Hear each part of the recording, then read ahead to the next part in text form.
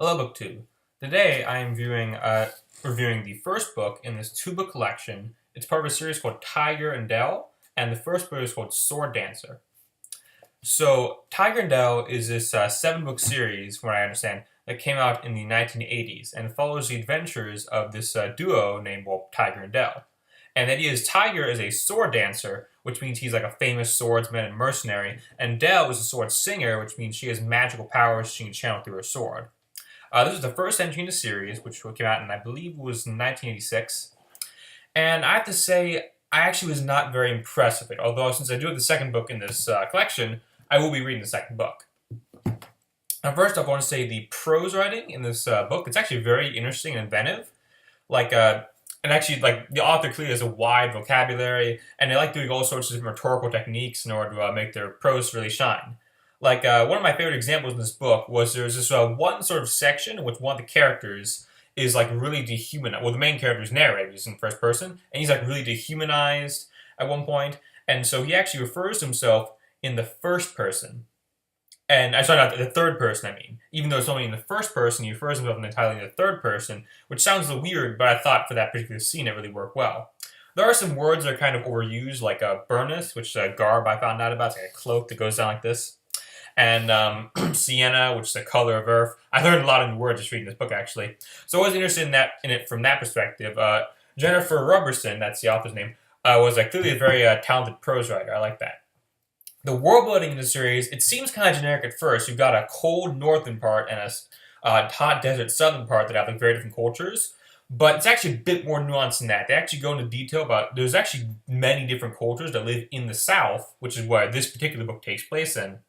And you see a lot of interesting things, and you learn a lot of interesting things about these cultures. Basically, the South has an Arabian, Middle Eastern style culture, and the North has it's not really exactly explained yet in this book, but I'm guessing more of a European culture. So those cultures are definitely interesting to learn about, and even the wildlife and the environment itself gets some interesting detail. They have these interesting things like the punja, is this one sort of biome they go through, and these creatures called sand tigers I described, and I was interested to learn about them actually. I hope they can expand more about those aspects in the next book.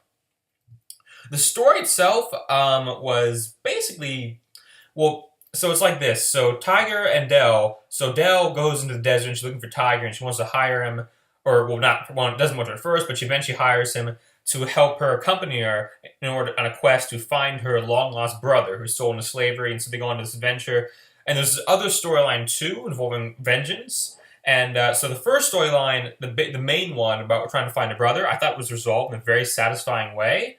But the second storyline involving vengeance, I thought ended in a very annoying, predictable way, and I was not happy with how that ended. Anyway, the biggest problem I have with this book is that the first half of it is the two characters are very unlikable and annoying. They have this forced sexual attention the entire time. It's constant and just it develops everything. And I was really just annoyed the whole time reading it. The second half improves a bit. The characters have pretty standard tragic backstories, but I was able to sympathize with them a bit more, and I feel like the relationship becomes more authentic.